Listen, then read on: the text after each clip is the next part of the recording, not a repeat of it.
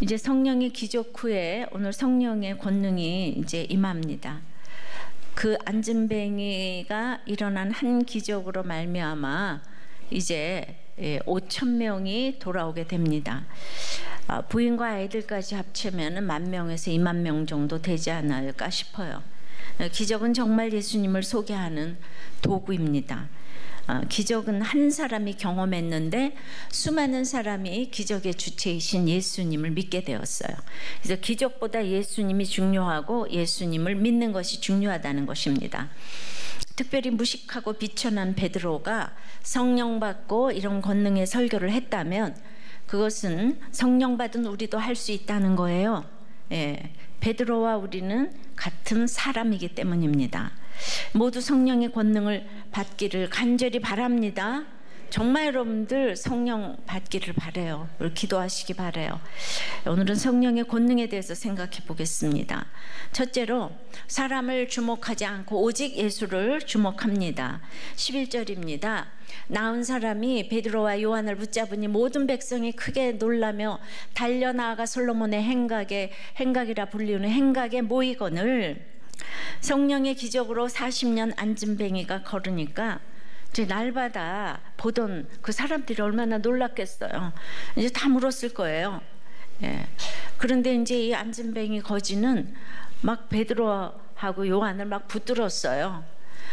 막 그냥 막 이제 가려고 하니까 막 꽉 붙잡고, 그 다음에 나았는데 이 사람들 가면 내가 또 앉으면 어떡하지? 확실히 나았을까? 이런 생각도 있었을 거고, 꽉 붙잡고, 유대인들은 그냥 너무 놀라서, 이 40년 안진뱅이로 있던 그 사람이 이제 일어났으니까 너무 놀라서 베드로하고 요한을 계속 따라오게 되고, 베드로는 그 기적으로 예수님을 전할 수 있는 기회를 얻게 되었습니다. 예수님을 죽인 사람들이 하는 일은요, 오직 기적을 바라는 거예요. 기적에 열광을 합니다. 게다가 지혜까지 좋아해가지고 베드로는 지혜롭게 지혜의 왕인 솔로몬 행각에 모이게 합니다. 아니 저절로 모였어요. 거기가 이제 그런 이렇게 말씀을 전할 수 있는 곳이기 때문에. 성도에게 기적을 베풀어 주시는 이유는 그러니까 오직 예수님 전하라고 해요. 여러분들 기도 응답의 결론은 예수님 전하라고 해요. 그거 자체가 목적이 되면 절대로 안 되십니다. 성령의 기적은 성령의 권능으로 믿지 않는 자들을 주께로 인도하는 능력이 있어요. 오직 그 이유 이상도 이하도 아닙니다. 여러분들의 모든 인생의 목적은 예수님 전하라고. 아셨습니까? 12절에 베드로가 이것을 보고 백성에게 말하되 이스라엘 사람들아 이 일을 왜 놀랍게 여기느냐? 우리 개인의 권능과 경건으로 이 사람을 걷게 한 것처럼 왜 우리를 주목하느냐? 베드로는 이스라엘 사람들아 하면서 하나님의 택자인 것을 강조하면서 부릅니다. 그러면 아니 너희들 이스라엘 사람들이잖아. 그럼 안진뱅이도 이스라엘 사람, 하나님의 백성이면 그거 하나님이 하시는 일 아니겠는가? 왜 우리가 한 것처럼 막 우리 보고 놀라느냐? 우리 개인은 권능도 없고 경건하지도 않아. 이제 아다시피 나는 예수님을 3번이나 저주했고 또 예수님이 십자가에서 죽으신 후에는 이제 물고기 잡으러 이제 갔다고. 그러니까 나에게 경건은 가당치도 않고, 아니 거기에다 무슨 권능이 나한테 있겠느냐고, 그 왜 우리를 주목하냐고, 이런 식으로 이제 설교를 한 거죠. 근데 유대 종교자 지도자들인 이 바리새인들은 이 백성들의 이 주목을 자기들에게 이제 향하게 하려고 정말 애썼죠.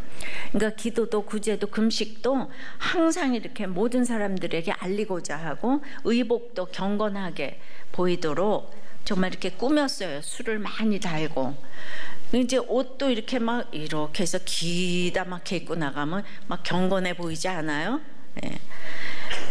저는 이제 이 공동체 고백 방송을 하느라고 옷도 이렇게 막 가운 이런 거 안 입어가지고 보기에도 경건해 보이질 않아. 그죠?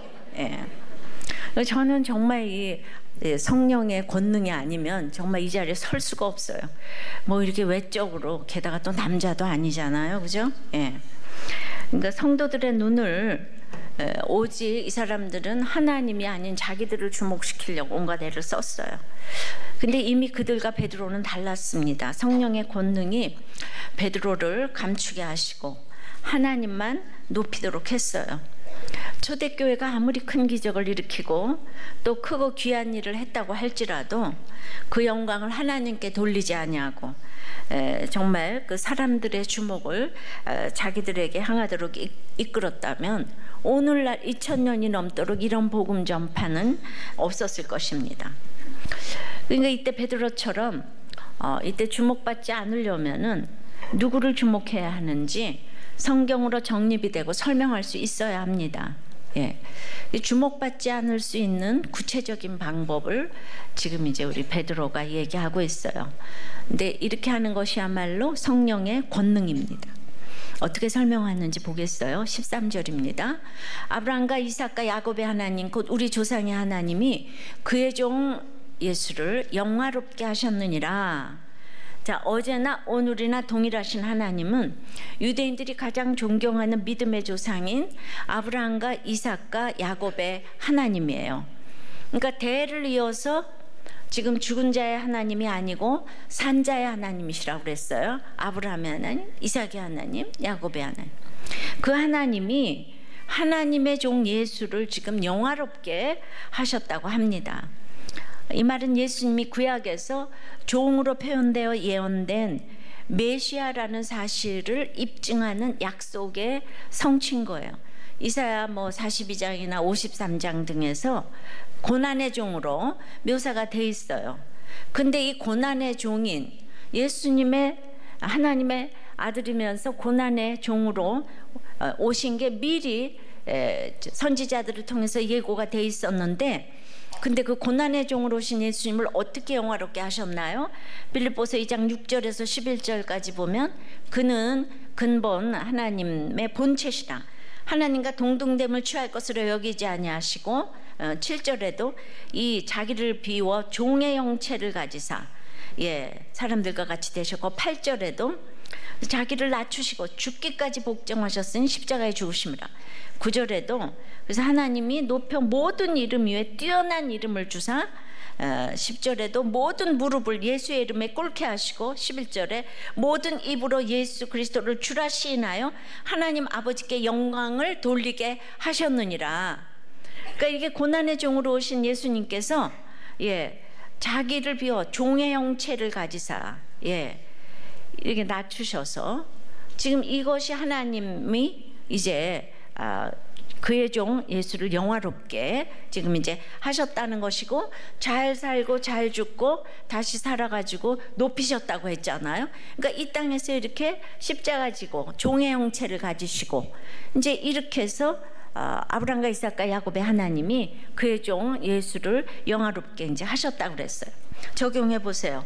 여러분은 사람을 주목합니까? 예수님을 주목합니까?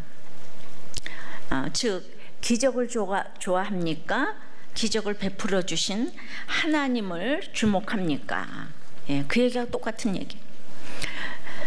성령의 권능은 두 번째는 그 예수를, 하나님 영화롭게 하신 그 예수를 십자가에 못 박은 것을 인정하는 거예요. 이것도 성령의 권능이 있어야 해요. 13절입니다. 너희가 그를 넘겨주고 빌라도가 놓아주기로 결의한 것을 너희가 그 앞에서 거부하였으니 너희가 거룩하고 의로운 일을 거부하고 도리어 살인한 사람을 놓아주기를 구하여 생명의 주를 죽였도다. 그러나 하나님이 죽은 자 가운데서 그를 살리셨으니 우리가 이 일의 증인이라. 이제 베드로는 그들의 죄가 얼마나 크고 심각한지를 지금 깨우쳐 주는 거예요. 이 자기를 비워 종의 형체를 가지신 이 예수 그리스도를 너희가 이방인 빌라도 총독에게 잡아 넘겨주었다. 빌라도가 근데 그리스도를 무죄한 자로 판정을 했는데 너희들이 아니다, 그는 죄 있다 그러면서 거부를 했다. 근데 여러분 빌라도는요 나름 꾀를 써가지고 이게 자기네들이 세력 다툼이구나 이걸 알았어요. 살려주려고 애를 썼어요. 나는 꾀를 써가지고 이제 전례가 있는데, 한 사람 놓아주는 전례가 있는데 이 두 사람을 주고는 한 사람 고르라고 그랬어요.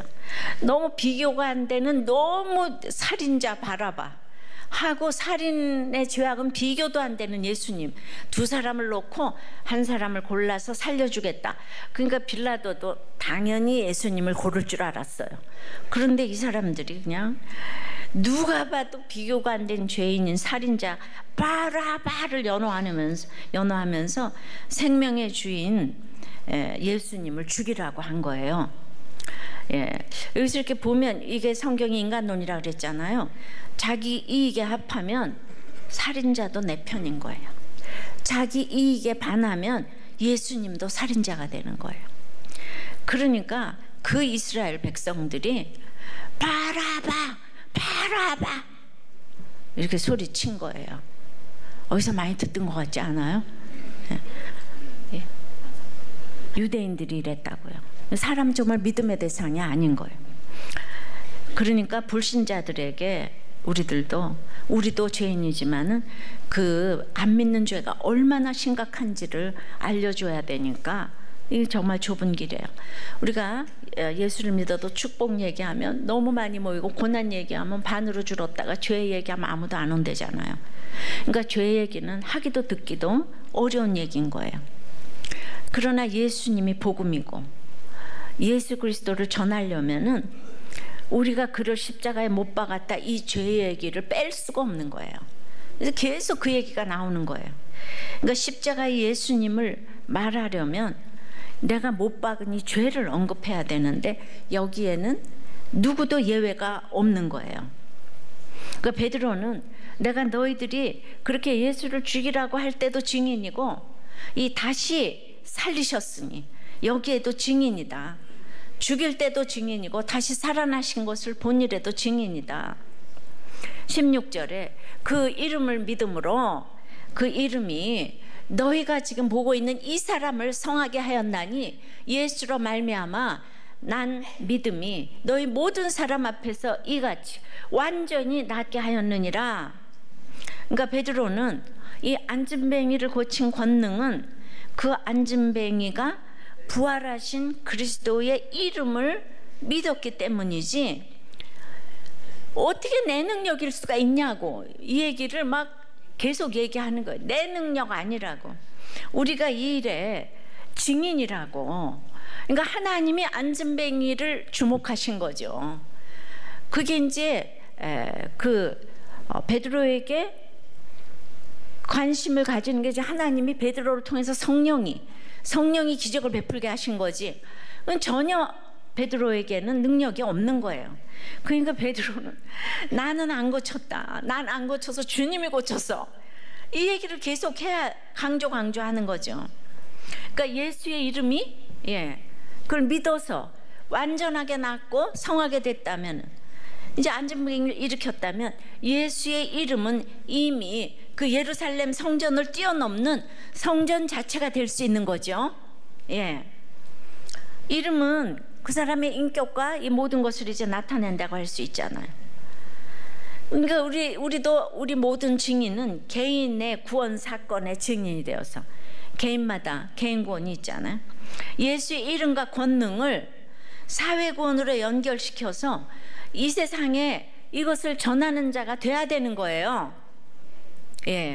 우리 왕 같은 제사장이고, 그래서 소외된 백성이기 때문에 이제 이 전하는 자의 발이 돼야 되는데, 그래서 이 개인 구원이 사회 구원이 되도록 이게 어떤 영역에서도 예수님은 이제 전해져야 되는 거예요. 그런데 베드로와 초대교회는 철저히 성경대로 자기들의 권능이 아니었다고, 오직 예수님이 죽어주셨기 때문에 나 같은 무식한 자도 나를 통해 성령이 일하셔서 안진뱅이가 일어난 거라고 지금 외치는 거예요. 나를 주목하지 말라고. 그러면 이제 나를 주목하지 말라고 하면 어떻게 해요? 고침을 받은 사람은 이제 어떻게 해? 예배를 잘 드려야지. 안전뱅이는 병 고침 받고 나서 예배를 잘 드려야 되겠죠. 13절 초두에 아브라함과 이삭과 야곱의 하나님이 이제 산자의 하나님이라고 이제 많이 나오잖아요. 예, 그 산자의 하나님이니까 죽은 자의 하나님이 아닌 거예요. 그럼 살았을 때도 예배의 대상인데 죽지 않았으니까 영원토록 예배의 대상이 되시겠죠. 그죠? 예수님, 하나님, 성령님 모두가. 예. 그 16절에 그 이름을 믿음으로 예수로 말미암아 난 믿음이 너희 모든 사람 앞에서 이같이 완전히 낫게 하셨느니라 했으니, 예, 그 이름을 믿음으로 산자의 하나님, 예, 또 예수님도 이제 산자의 이 예수님 다시 살아나셨잖아요. 지금 죽음에서 다시 살아나셨기 때문에 이분이 살아계셔요. 예배의 대상이에요. 그러니 사람들에게, 예, 제가 보니까 지속적으로 예수님을 전하려면은 저는 예배드리는 모습을 보여줘야 한다고 생각해요. 현대 모두는 이기고 이기려다가, 예, 이기면 그 다음은 또 놀러가고 쾌락을 이제 추구하는 거죠. 주일에 다들 각자 소견에 옳은 대로 이제 행하는 거예요. 그러니까 입시 때문에 예배를 안 오고, 그 다음에 어디 뭐 사업 때문에 안 오고, 그 다음에는 돈 많으니까 골프 치러 가야 되고, 예. 그러나 개인의 종말은 내일일지 언제인지 모른다는 거예요. 그러니까 내가 큐티를 하고 예배드리는 모습 자체가 좁은 길이에요. 회사에서 나는 늘 예배를 드리러 간다, 교회를 간다, 이렇게 얘기하고 그게 이제 몸이 익어야 되잖아요. 그러니까 내가 가기 싫어도 다른 사람한테 보여야 되니까 난 가야 되는 거예요. 교회를, 예배를 드려야 되는 거예요. 큐티도 해야 되는 거예요. 여러분들이 별로 은혜가 없을지라도 그거 하는 거 자체가 다른 사람들에게는 구별된 모습을 보이고, 내가 주목받지 않으려면은 이게 늘 성경을 통해서 이렇게 이제 내가 어떻게 살아가야 될지를 배워야 돼요. 이건 성령의 권능이 없이는 불가능해요. 사람들은 지옥 뿌리에서 올라온 자존적인 교만이 있기 때문에 뭐든지 자기가 했다고 생색을 내고 그 안 알아주면 속상하고 이런데, 이 어마어마한 안전뱅이를 고치고 나서 내가 안 했어 이거 성령의 권능이 아니고는 불가능한 거죠. 예. 근데 내가 예수님을 십자가에 못 박은 것을 인정을 하면 예배 자체가 설렘이 되는 거예요. 내가 얼마나 예수님을 잔인하게 십자가에 못 박았는지를 알게 되는 것이 이제 성령의 권능인데요. 그러니까 죄를 어려서부터 알기가 어렵잖아요. 그래서 아이들에게는 이제 몸이 있게 하는 것처럼 여러분들도 이제 예수 믿었으면은 교회가 그 예배 드리는 거를 사회에서는 이게 상상이 안 되니까 그 모습 자체가 여러분들한테는 좁은 길이에요. 교회 가고 좁은 길을 가는 거예요. 근데 그 택자는 그래 그 좁은 길이라도 가야 되는 거예요. 그러니까 고난이 왔을 땐 예배가 사모가 되잖아요. 근데 아닐 때는 사모가 안 된다고. 그런데 나는 가야 되니까 이게 굉장히 구별된 모습이라는 거죠. 근데 유대인들 같이 예수 믿지만 유대인들하고 베드로가 성령 받고 나서 딱 안 통하잖아요. 유대인들하고. 그러니까 같이 교회를 나와도 내가 성령 받으면 또 같은 식구라도 같은 성령이 아니면 안 통해요. 안진뱅이가 성령을 받았어요. 안 통해요. 식구들하고. 살아나도 안 믿어요. 오죽하면 바울이 고륙의 구원을 위해 예수 그리스도에게서 저주를 받아 끊어질지라도 고륙의 구원을 원한다고 했겠어요.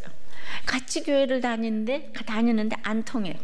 유대인들은 너무 잘나서 지금까지도 안 돌아오고 있어요. 그러니까 바울이 내가 그리스도와 함께 있을 그것이 훨씬 좋다고 천국 가고 싶다는 말이죠. 그 말이 이해가 됩니다. 동지옥의 위험이 컸고 가족에게도 인정받지 못하는데 그 엄청난 사역을 감당했으니까 정말 수준이 높은 거예요. 이렇게 바울도 자신이 예수님을 십자가에 못 박은 것을 인정했기 때문에 일생 그의 사역을 성령의 권능으로 감당했다고 믿습니다. 여러분들 고난이 셉니까? 여러분들 수준이 높은 거예요. 해야 할 일이 많은 거예요. 적용해 보세요. 여러분은 성령의 권능으로 십자가의 예수님을 내가 못 박았다는 것이 인정이 되십니까? 그렇게 인정이 안 되니까 제 설교에 늘 그렇게 불평불만을 하는 어떤 남자 목자님이 계세요. 거기 둘이는 같이 손 붙잡고 가다가 하여튼 이 설교 얘기만 나오면 싸운다는 거예요. 그러면 아내가 다시 한번 들어보세요. 그러면 그때부터 말이 하기가 싫다는 거예요. 근데 너무 오래돼가지고 목자를 지금 하고 계세요. 근데 내가 이 나눔을 몇 번이나 읽어드리고 간증까지 시켰는데도 여전히 지난주 주일도 그런 나눔을 하고 계시더만요. 예, 그분한테 또 정말 묻고 싶어요. 십자가에 예수님을 내가 못 박았다고 인정이 되십니까? 그 얘기를 하는 그 목자님만 하시는 그 얘기를 묻고 싶어요. 예.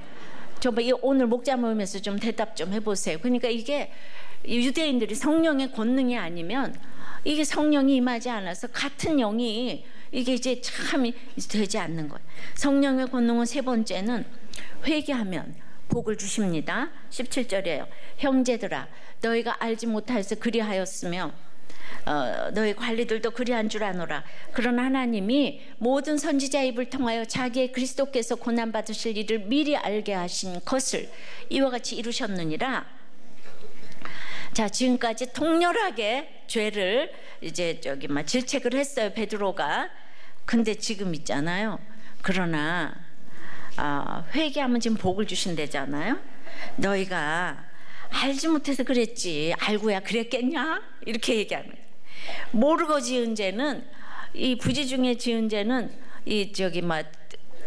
안수해가지고 이제 그 죄를 전가시키면은 그냥 완전히 나의 이 모든 죄악을 예수 그리스도께 담당시키셨다고 그러잖아요. 내 죄악을. 예, 나를 위해 죽어주신 예수님께 담당시켰다고 그래서 내 죄가 없어진 거예요. 그러니까 너희가 모르고 한 일이니까 자책하지 말라고. 그리고 이제 그리스도께서 고난받으신 일은 하나님이 모든 선지자를 통해서 미리 예고하시는 일이기 때문에 네가 안 죽였어도 예수님은 죽을 수밖에 없었어. 이렇게 또 반전을 이루면서 베드로가 우리를 지금 위로하네요. 예. 이사야 53장에도 그 고난당하는 메시아 나와 있죠. 시편 22편, 9편, 예레미야 11장, 또 11장, 스가랴 13장 등에서 이제 미리 고난받으시는 예수님의 모습이 분명히 예고돼 있어요. 그러니까 베드로가 완전히 십자가 사건을 성경대로 구속사적으로 해석하고 깨달았음을 의미합니다. 그러니까 이때부터 베드로 사도를 비롯해가지고 제자들은 주님의 죽으신 일이 하나님의 이 구속사의 가장 중요한 핵심 진림을 깨달았고, 이제 그리스도의 죽으심과 부활을 복음의 가장 중심 내용으로 삼았던 것입니다. 그러니까 우리도 그러니까 이제 이렇게 성령의 설교가 안 들리면 모든 것에 분별이 안 돼. 유대인들이 교회를 아무리 댕겨도 분별이 안 되는 거예요. 이 베드로 설교 듣고 사람들이 돌아왔잖아요, 그죠? 그러니까 이제 무식하던 베드로가 아닌 거예요. 성경을 잘잘 깨잖아요. 그러니까 매사의 권능이 베드로는 임하지만은 아무리 교회를 열심히 댕겨도 유대인들은 분별도 안 되고 권능이 임하지도 아니하고. 그러니까 우리가 가장 큰 권능은 날마다 말씀이 들리는 축복을 받을 때 권능이 임하는 거예요. 이 하나님의 말씀 우리 찔러 쪼개잖아요. 자, 19절. 그러므로 너희가 회개하고 돌이켜 너희 죄 없이 암을 받으라. 이같이 하면 새롭게 되는 날이 주 앞으로부터 이를 것이요 또 주께서 너희를 위하여 예정하신 그리스도 곧 예수를 보내시리니 하나님이 영원전부터 거룩한 선지자들의 입을 통하여 말씀하신 바 만물을 회복하실 때까지는 하늘이 마땅히 그를 받아들이라. 예. 그러니까 이 완전히 기독론이에요. 예수 그리스도에 대한 얘기가 복음인 거예요. 예. 그러니까 회개하는 것은 돌이키는 것을 의미하고 이 생각을 바꾸는 유턴을 의미합니다. 베드로의 성령의 권능 설교의 목적은요, 회개에 있는 거예요. 제가 날마다 여러분들한테 설교하는 목적은 여러분들의 회개에 있는 거예요. 여러분들의 귀를 즐겁게 해주는 게 아니고 회개에 있는 거예요. 근데 회개가 안 되면 저를 막 뭐라고 이제 그러겠죠, 그죠? 제가 이제 우리들 교회 내가 이제 힘든 설교만 할 거라 그랬잖아요. 뭐 이제부터 하는 게 아니고 옛날부터 그렇게 했어요. 예. 근데 이제 한번 성격을 다시 한번 제가 이렇게 확정 짓는 거죠. 이 설교는요, 이 베드로의 설교는, 예수님에 대한 설교는 이제 무려 5천이나 믿는 자가 5천이나 이제 돌아오게 한 명설교입니다. 왜입니까? 복음의 핵심 진리를 기쁜 소식, 굿뉴스로 이제 전하기 때문에요. 회개만 하면, 회개만 하면 받는 4가지 복을 다음에 말씀드릴게요. 회개하면 죄사함의 복을 받아요. 그래서 죄 없이 함을 받으라. 자기 죄를 보고 회개만 하면 어떤 죄를 지었든지 간에, 심지어 하나님께서 보내신 그 메시아를 죽인 죄를 지었을지라도 일단 회개하면 그 모든 죄는 기억도 하지 않으신다는 거예요.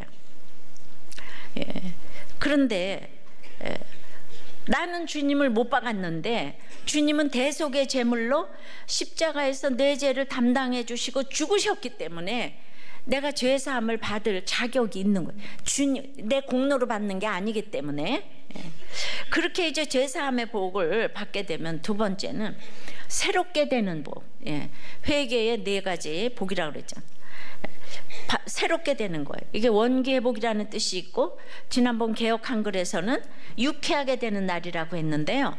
이제 100% 인생은 내 죄를 예수 그리스도께 담당시키지 못했기 때문에 죄짐을 지고, 죄짐을 지고서 고나거든 너 예수께 나가라 그러잖아요.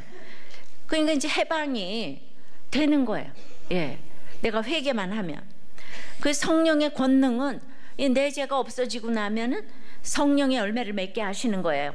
전인격적인 변화가 일어나죠. 전혀 새로운 성품의 이런 열매를 맺게 하시는 거예요.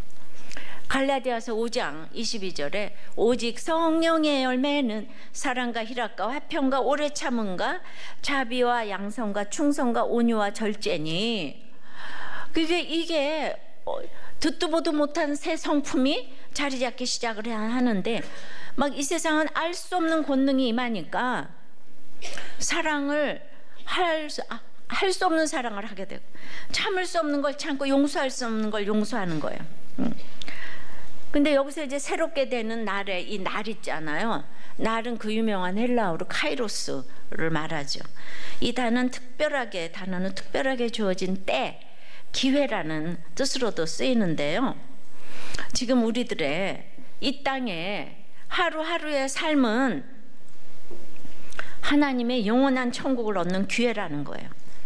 유대인들은 그리스도를 믿고 구원받을 기회를 누구보다도 먼저 얻었지만 예수님과 교회를 배척함으로 그 기회를 잃었어요. 그러니까 우리의 삶은요, 우리 인생이라는 거는 구원 얻는 단 한 번의 기회라는 거예요. 그러니까 세월을 아끼라는, 세월은 구원 얻는 데만 필요하다는 뜻입니다. 그래서 에베소서 5장 16절에 redeeming the time because the days are evil, 제가 여러 차례 얘기를 하는데, 이 시간, 세월이라는 것은 오직 구원 얻는 데만 필요한 거예요. 다른 거 하면은 이제 이렇게 안 된다는 거예요. 다 헛된 삶이라는 거예요. 그래서 적용을 좀 해보세요. 여러분의 삶을 구원 얻는 단 한 번의 기회로 알고 세월을 아낍니까? 아직도 뭐 닥털같이 많은 날인데 하면서 세월아 내어라 하면서 지금 세월을 허비합니까? 내가 시컷 놀다가 나중에 죽을 때 쾌 하고 믿을게. 그게 맘대로 안 돼요. 여러분, 구원을 모르면 시간을 낭비하는 거예요. 구원을 모르는 시간들은 무엇을 해도 후회밖에 할 것이 없습니다. 그러니까 내가 뭐 예수 좀 뭐 설렘도 없는데 교회는 왜 와? 예, 설렘 없어도 교회는 가서 앉아 있어야지 되고. 내가 교회를 간다는 거 자체로 전도인 거예요. 회사에서 학교에서 전도. 나는 구별됐어. 하나님이 그것 자체로 상을 주실 거예요. 그것 자체로 여러분들 천국에 갈 수 있어요. 예, 왜냐하면 조금 배부르 등 따시면 예배 오기 싫거든요. 그러니까 온다는 것 자체가. 근데 우리는 그래도 교회 다 가잖아요. 그러니까 나는 힘들 때만 가고 힘들지 않을 때는 안 가고 그런 게 아니잖아요. 고난이 좀 없어지면 교회 가기가 싫어요. 그럼 놀러 가고 싶어요. 예, 어디로 자꾸 들러 산으로 이제 가고 싶어요. 그래서 교회 온다는 게 아주 좁은 길입니다. 세 번째 복은 재림 예수를 보내시는 복이에요. 20절 21절. 또 주께서 너희를 위하여 예정하신 그리스도 곧 예수를 보내시리니 하나님이 영원 전부터 이제 거룩한 선지자들의 입을 통하여 말씀하신 바 만물을 회복하실 때까지는 하늘이 마땅히 그를 받아두리라. 예, 이제 이 본문이 히스토리가 없으니까 좀 이제 지루할 수 있지만 우리는 그래도 원리도 배워야 되니까, 예, 그래도 내가 최대한으로 빨리 쉽게 설명하니까 졸지 말아요. 그러니까 베드로 사도는 이제 그리스도께서 재림하실 걸 전했는데 우주 만물에 수많은 피조물이 있어도 회개하고 예수 그리스도의 이름을 믿게 된 자는 단 한 사람도 빠뜨리지 않고, 예, 그러니까 이제 내 종말을 믿고 회개함으로 제사함을 받으면 예수님께서 재림하시는 날에 당신의 자녀로 하나도 빠지지 않고 부르시겠다는 거예요. 왜냐하면 우리 초림 예수님 오셨잖아요. 이제는 그러니까 재림 예수님 그것만 바라보고 가야 되는데 그 재림 예수를 나에게 보내시겠다는 거예요. 회개하는 사람에게는 예수님이 이제 오신다는 거예요. 자녀로 다 부르신다는 거예요. 그리고 이제 네 번째는, 예, 회개하는 자는 복의 근원이 되게 하신다는 거예요. 22절부터 이렇게 6절까지를 보면은 이제 모세가 주 하나님이 너희를 위하여 너희 형제 가운데서 나 같은 선지자 하나를 세울 것이니 너희가 무엇이든지 그의 모든 말을 들을 것이라. 예, 그러니까 여기에서 모세가 나오고 그 다음에 이제 24절에는 사무엘이 나오고 또 25절에는 이제 아브라함이 나오는 거예요. 예, 그러니까 지금 이제 모세, 사무엘, 아브라함이 예언한 그 선지자가 예수님이었다 이 얘기를 하는 거예요. 이거 하나하나씩 다 설명해야 되지만 창세기 또 사무엘 다 설교했었기 때문에 저는 이 부분을 이렇게 이제 빨리 좀 지나겠어요. 그러니까 그리스도는 하나님께서 이 땅에 세우신 가장 위대한 선지자이자 마지막 선지자시라는 거예요. 히브리서 기자는 하나님께서 예전에는 여러 모양으로 선지자를 통해서 말씀하셨지만은 지금은 마지막 때에 아들로 우리에게 말씀하셨다고 이렇게 이제 증언을 하죠.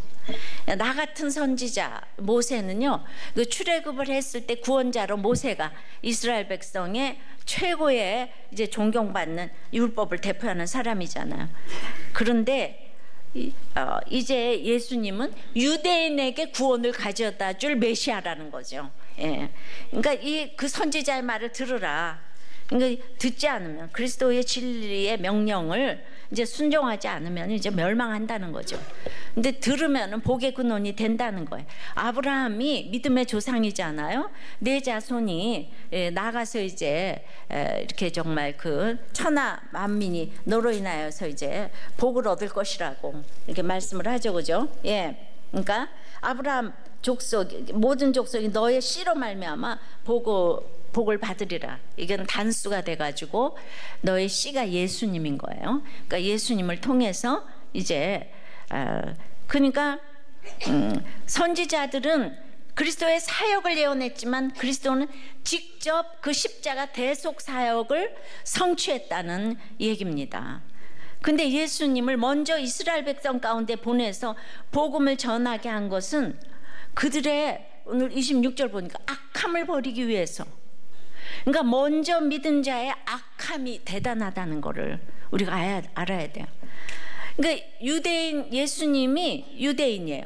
우리 가문의 우리 가문의 예수님이 우리 친척이라고, 이게 대단한 거 아니에요? 예수님이 우리 친척이라고 멧대죠, 할아버지. 기가 막히잖아요. 그리고 유대인, 사도들도 유대인, 예루살렘 성전도 유대인이고 성령 강림도 유대인에서부터 출발을 하고, 그러니까 구원받을 기회를 가장 많이 줬는데 이 사람들이 예수님을 버렸잖아요. 그래서 그것이 우리에게까지 흘러 땅의 모든 족속이 복을 받는 거, 이것조차도 다 하나님의 섭리라는 얘기를 이제 하는 것입니다. 그러니까 내가 만난 예수님을 베드로가 성경으로 설명을 합니다. 예수님을 이제 죽는 데 내어주었기 때문에 유다는 자살을 하고 베드로는 저주를 했었기 때문에 너무나 비참함을 겪은 것만큼 낮아져서 예수님을 더욱 담대하게 전하고 성령을 받으니까 사랑의 농도가 하늘만큼 땅만큼 커졌어요. 예, 이제 이렇게 해서 그 비참하게 겪은 것 때문에 예수님을 더욱더 전할 수 있는 도구가 되는데요. 목장에서도 개인이 아닌 주님이 주목을 받아야 돼요. 언제나 하나님께 영광을 돌리고 나는 간 곳이 없고 구속하신 주만 보여야 되는데, 그럼 은혜가 있어요. 그런 공동체의 능력이 있어요. 근데 구속하신 주는 간 곳이 없고 나만 보이면 내 자랑 내 고난에 치여서 은혜가 간 곳이 없어요. 그러니까 내가 너무나 그냥 나는 없어. 모든 게 하나님, 구속하신 주만 보일 때 그곳에 은혜가 있는 거예요. 그러니까 자랑질도 고난도 그냥 나를 주목하면은 듣는 사람도 전하는 사람도 은혜가 하나도 안 되는 거죠. 적용해 보세요. 회개하여 받은 복은 무엇입니까? 죄사함, 새롭게 됨, 재림, 예수님을 보내시는 복의 근원 중에 이제 무엇입니까?